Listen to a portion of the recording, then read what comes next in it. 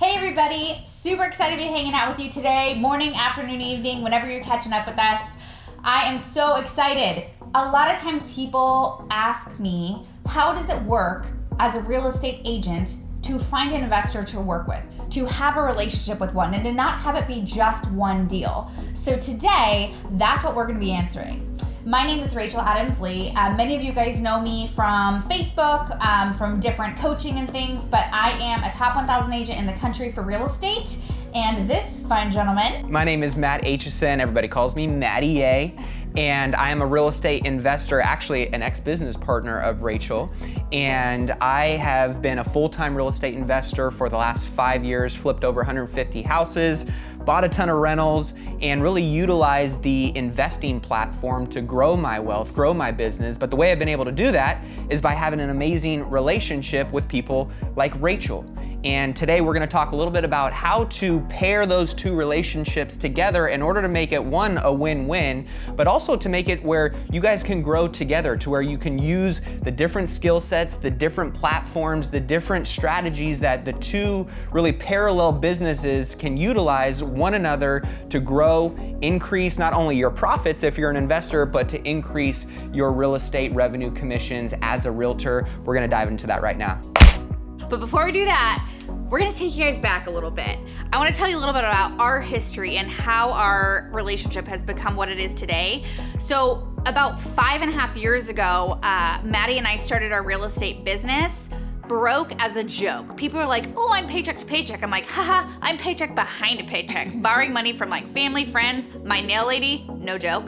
And, you know, we started our business door knocking 200 doors a week, doing 3 open houses a week. No joke. I mean, literally, people are like, oh, I earned my blisters. I'm like, I had blisters. I have Band-Aids on my blisters. So we went from crazy hustling, working super hard, to realizing there's a way to work a little bit smarter and not harder. And one of the major ways that was finding a powerful relationship like Matt and I have, where it is a volume-based relationship. Matt is going to have a lot of properties that he's going to find. Maybe sometimes I find him the properties, right? He's going to flip them and then he's going to relist them. And if you have the right value proposition and the right communication, they're going to list with you. Let's talk. So to give you a little bit of context to what does my business look like, right? And how may it apply to what you're doing. So I'm a full-time real estate investor and I've flipped over 150 houses in the last year, bought a couple of rentals every single year, because obviously it's great to make the vertical income of what you have to show up and grind for every day, but you want to leverage that into residual income and passive income streams. So the beauty of my real estate business is by being able to generate these leads through amazing realtors like Rachel, I am able to not only decide whether I want to flip them, I'm able to decide whether I want to hold some of these properties. So over the years, we've created so many different systems and infrastructure and brought people into the business in order to run those as seamless and stress-free as possible. Now, that's taken some time to do, and yet over time, it has allowed me to leverage myself out of some of these businesses. And you might be thinking, oh, you gotta have this massive team and all these people running in and out and it's chaos, but that's not necessarily the case. And I wanna tell you why. The fact is that we are in a heavily commission-based business, right? So you don't necessarily have to bring on all this overhead into your team. My team's actually very small, and through those systems, we're able to run as efficiently and productively as possible. So my team looks like having 2 admin who really run all of the operations and systems inside our office internally. Then we have a project manager who's out on site working with our vendors and our contractors and all of that kind of stuff. And then on top of that, we're able to utilize an acquisition manager who kind of runs through all the leads and looks at underwriting the deals and going on the appointments and making the offers. But the great thing about the real estate industry is you're able to utilize your network, right? We're in a heavy independent contract-based industry, and so you don't necessarily have to bring the overhead onto your team, and I like to run as lean and mean as possible. And so that's what my business looks like. I have my contractor relationships, I have my realtor relationships, I have my stager and my designer relationships, and then I have my little hub in here. So you don't need to run as big and large as you may think. You can run small, you can run efficiently, and most importantly, you want to run profitably. So now knowing what Matt said, I think, okay, as a real estate agent, what is he looking for? Because Matt has people coming to him all day long with deals, right? He has off-market deals. He has, deals that he's got from his mailers, and I want him to work with me as his real estate professional of choice. So what that is for me is it's getting 100% clarity on the value that I bring to his business. So it's, first off, you gotta know your business before you can offer your value to someone else. Now, I've been doing this 5.5 years. We've got 15 people on the team. 5 of those are admin. Why? Because I want to make sure that my I's are dotted and my T's are crossed. I want to make sure that I can spend my time building relationships, negotiating contracts, netting my investor top dollar, and I'm not out there doing the busy work, right? I know my focus and I know my strength. Now, being a good real estate agent, it means knowing your scripts, it means knowing your objection handlers, it's having templates already created, it's working smarter, not harder, right? And when I think about Matt, I know he is looking for a real estate agent that's going to net him the most money because he bought this property for a certain amount, he has to put a lot of work into the property, but he's looking for a certain ROI, return on his investment, and I'm the agent to do that for him. So the biggest thing that I can add value to Matt is making sure that my listing presentation is super, super solid, you guys. I could give that sucker in my sleep, and sometimes I think I do. Like, sorry, Ryan. But the thing is, 99% of the houses that are sold, they're found online, you guys. So I'm gonna give Matt a massive online presence. He's gonna be featured on 372 online sources. I'm gonna share that with him. I'm gonna let him know that I have a plan for listing his house. We have a 6-day listing solution, which I can't tell you, and it's why he's gonna work with me, right? Also, he knows that I'm gonna door knock around his property. He knows that I'm gonna circle prospect around the neighbors. Who do you know as a friend that might wanna move into the area as a neighbor? Obviously, you love this neighborhood. Well, some other people might too. So there's a lot of things that I do to be proactive about my business so that I am the real estate professional that Matt can't live without. And then it's not about the one deal, it's long-term. I am looking for a long-term relationship with Matt. I've said it once and I'll say it 1,000 times. Real estate, it's a relationship-based business. And then, by the way, I just happen to be in the business of buying and selling houses. So when you're working with your realtor as an investor, you want to make sure that you're extremely clear in what you are letting them know you want to accomplish, right? In order for them to help you win, they need to know what you actually want to win at. So if you're a flipper, then you need to equip them with some of the research and the strategies that are from your side of the fence that they can utilize in their strategic market research in order to know how they can position you, whether that's negotiating, whether that's marketing, in order to win and net the top dollar when you go to sell the house or when you're going to purchase it, right? So you really want to be able to utilize some of your different skill sets and some of your resources to equip your realtor and that relationship in a way where they know exactly what you're trying to accomplish. The number one mistake I see most investors and realtors make where they either lose out on a deal or profit goes out the window is because they're not on the same page. They're not clear. And is our job as an investor, it's your job as a realtor to have that crystal clear clarity in what the end game is. So whether they're looking to wholesale it, whether they are looking to flip the house, whether they just want to buy it and then you want to know what kind of cash flow they're looking for, knowing the end game is critical because then you're going to know how to help each other win. That's what's going to lead to a long-term relationship, and that's where everybody's going to make money together. So a lot of times as a real estate professional, we get phenomenal deals basically put on a silver platter for us. Maybe the financing fell through or there's too many repairs, and what are you gonna do with it? Well, you still wanna make that sale and you wanna help your seller out, so that's a phenomenal opportunity to turn to an investor. And one of the funnest things we get to do is walk a property and walk it together. Now, Matt will show up in like his tennis shoes and he's ready to do the dang thing. I'm usually in these suckers. Why? Because it's me. And it's really fun because we have a different idea when we walk property. Sometimes I gotta reel you in a little bit. Well, I like a finished product, right? I'm thinking, what can I do to sell this property and make it look the best on the market? Sometimes though, I'm all about like a sparkly chandelier. And I'm like, no, that doesn't fit the budget. So what you have to do is when you're walking a property, right, and we talked about being on the same page, every stage of the game, right? And so when we're talking about investing, if you're a realtor, you got to understand that when you're on the retail side of things, everything is bought and sold based on what? emotion, the heart, right? When you're talking with investors, that's not necessarily the case. It's a black and white space. The numbers make sense or they don't make sense. This is why our partnership didn't work. I'm like, I want to talk about feelings. He's like, let's talk about the bottom line. So when we're talking about working with investors and you're a realtor or whether you're an investor, you need to make sure you're on the same page of what is the budget? What kind of condition is this house in that we need to get it in order to hit the profit that we want to make? Or if we're going to rent the house out, what do we need to do to get it in a rentable condition to where we can get it cash flowing? So it's all about the money at the end of the day. If you're a realtor, you got to put your investor cap on for a second, step into that space, understand the numbers, and if it makes sense, then we can put that fancy chandelier in there. Yeah. I think a lot of times people are scared to ask the tough questions because they have the scarcity mindset that they're gonna lose the deal or they're gonna lose the relationship with their investor. And reality is, if you want to run your business and not have your business run you, you have to be willing to ask the tough questions. Now, it really does come down to, are you interviewing other agents? You know, how many houses have you sold? A lot of times I work with investors, right? And they're telling me that they're really experienced and they know everything that they're doing and they're just a really savvy investor, and also they tell me how much money they have. That's phenomenal. So you know what I do? I ask them to send me a copy of their bank statement. I want to see that they actually can put their money where their mouth is and they have the funds. I want to know if they've flipped properties, what does that mean to them? Do they have a construction team that they like to work with? Do they have a staging team, right?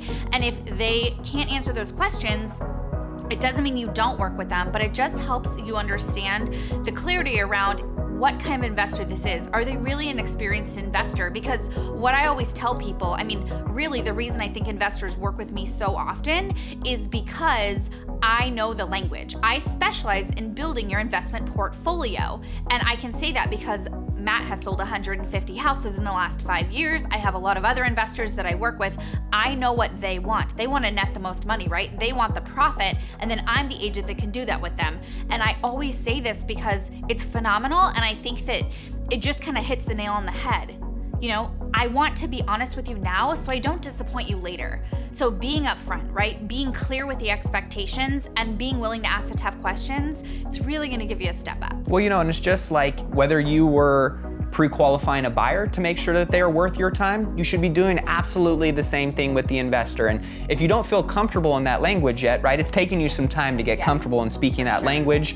The more reps you get, the more comfortable you're gonna feel, right? So we have different tools and resources that we utilize in the beginning to follow scripts, right? Asking those tough questions is gonna help you weed out the ones that are a waste of time. That's gonna help you go and service and focus your time and energy on the ones that are really gonna be worth it. You guys can grow together, you guys can succeed together. So Matty, when you're looking to partner with a real estate agent, or when you're looking at potentially identifying the right property to flip or buy and hold, what is the number one thing you're looking for? At the end of the day, it's numbers, right? So I want to know, what am I going to make? What am I going to put in my pocket? Right. And if I don't know my numbers, I can't expect her to know what my numbers are and how to help me win. So you got to know your numbers as an investor. You got to be able to share that information with your agent. And most importantly, I want to make sure that she understands that so she can market the property correctly. She can highlight the things that need to be highlighted properly, and that she knows when she's going in, because she's a pit bull when it comes to negotiating, right? That she has the leverage she needs to feel confident in the product that I'm giving her, and that we're going to be able to hit those ROI numbers. Because at the end of the day, we love working together, but if you want that to be long term, it's got to be who's going to make the most money, how can we make that happen, and here's how we're going to bridge that gap. So just like when you're working with a seller, if it's, you know, a family who's loved their home and they're moving because they're now empty nesters, right? And what are they looking for? They're looking to net top dollar. It is no different with investors. It's just, I think of investors more of like a volume-based relationship instead of that one-off. I mean, at the end of the day, it's all about the money, honey. You know, the number one reason that I hear people are frustrated with their real estate relationship is because they don't hear from them. I mean, I have to tell you that when I think about making my life easier, it's being proactive in it versus reactive. And what that means for me is communication. I am an over communicator because you know what? I don't want my investor calling me and saying, Rachel, what the heck's going on with this deal? I haven't heard from you. So what we do on our team is we set the expectation up front. First, I talk to my investor and I say, how do you like to communicate? Is it text? Is it email? And I'm like secretly praying that they say text message because that's my thing. And what we do on our team is we do something called Tuesday Update Day. What that means is every Tuesday, there will be a phone call that goes out to my investor with how many people came through the property, positive and negative feedback. I always share negative feedback because I want to be honest with my seller so he knows what's going on, or she, right? And then after I have that conversation, I also follow it up with an email because I always want to have a paper trail, right? And this is the thing. No one is ever going to be frustrated for you for reaching out to them to tell them what's going on. What will be frustrating is if they don't hear from you and they think that you're not on top of your job. Now, I choose, again, to be proactive about my communication versus reactive. And I know for Matt, like, you really appreciate that. Well, especially when, from an investor perspective, if you're an agent, you're trying to service your investor client, the great opportunities, they don't what? They don't stay around for very long. So you really have to be on top of your game. You have to set that standard with your investor clients, and vice versa. You expect me to be able to communicate to you. If you're gonna be working your tail off to go out and find me an investment opportunity, you wanna make sure that I am able to get you the information, to get you the communication that you need to go out and do your job at the highest level. So it's a two-way street, but setting that standard up front and getting the buy-in, getting clarity and going, hey,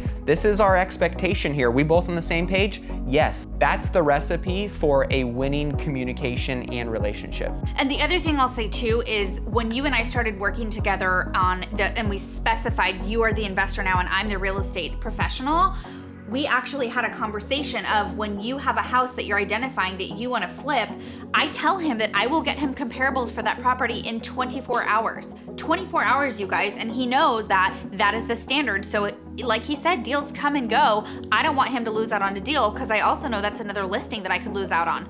So what we do is we have a 24-hour standard turnaround time. He sends me the property, I send him what it can resell for, and away we go.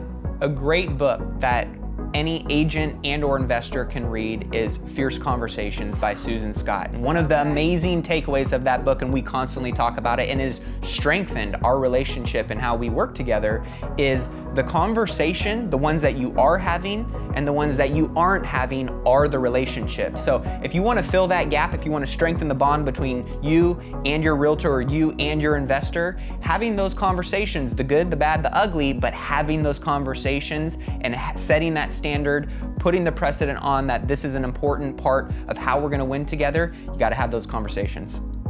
So if you want to build an army of realtors who absolutely love working with you, that never want to take a deal elsewhere, what's the best way of doing that? Making it rain, Make it right? rain that money, honey. You want to make sure that you overpay them, and this is where so many people are short-sighted, especially from the investor perspective. A way to speak the language of a realtor is to get them talking about more transactions, more sides, and at the end of the day, more commission income. And the way that I, as an investor, am able to do that is I overpay my realtors. So not only are they going to get the commission on the purchase side, but I'm going to pay them a little bit of a bonus on top of that. And not only if I relist the house with them, I'm going to pay them a full listing commission. A lot of investors are short-sighted and they're always trying to penny pinch, and that doesn't get you excited about coming back and working with that investor. But I can tell you this much, when I overpay you, who are you going to bring your next deal to? Well, I'm going to bring my next deal to you, and I'm also going to know that, you know, as long as our relationship is as strong as it is, I will also refer other real estate agents to you to list their properties, because you know what? When you have an abundantly based mindset, you are okay with, I want to grow Matt's business as big as he can. I want him to be successful. I want him to be my cheerleader. And what happens is that when I have my business, you're the same way. So Matt will, you know, if he has someone who wants to sell a house, he'll send them to me, because it's like, he knows that it's a win-win relationship, and you can't have scarcity in this. You have to know at the end of the day, we all have the same goal, which is supporting each other. And I mean, it's a beautiful thing. Yeah, well, you want each other to grow, because as the pie gets bigger, everybody wins, right? As the tides rise, all the ships in the harbor are rising with it. And so that's where this abundance-based mentality of whether she wins on a deal, but I don't necessarily win on it, or vice versa, we know that as things continue to expand, we're able to really support and serve one another in those relationships. So overpaying, you have to think long term. And that's one thing that Rachel and I have always talked about is at the end of the day, this isn't a 1 month, one deal, 1 year type of relationship. If we're gonna be doing this for the rest of our life, we wanna make sure that we are looking at the lifetime growth, the lifetime opportunity, and ultimately the money over a lifetime can be infinite, right? So talking about abundance-based mentality of looking at the long-term, monetary and just opportunity-based incentives that come from those relationships. Think long-term, overpay your people, give them more than what they deserve, and ultimately you're gonna get that in reciprocation. Thanks so much for watching today's video. The reason why Rachel and I do this is because we love the real estate industry and all of you. And whether you're a realtor, whether you are an investor, there are so many different niches, so many different ways that you can create more income and grow your wealth as a real estate professional. And you guys know, we wouldn't be us if we didn't leave you with something that you could build your business with, a tool. So if you guys text the number on your screen, what we're gonna do is we're gonna actually give you a copy of our investor and buyer questionnaire. A lot of times those tough questions we talked about, you're not gonna know exactly what they are. So if you text the number on your screen, we're gonna leave it for you. Why? Because we love you. So that wraps up today's video. If you guys want to ask any questions, you got comments, feel free to leave those below. We will circle back around, we'll answer those. Keep the conversation going at the end of the day. And our social media handles are right here. We look forward to connecting with you guys soon. See you later.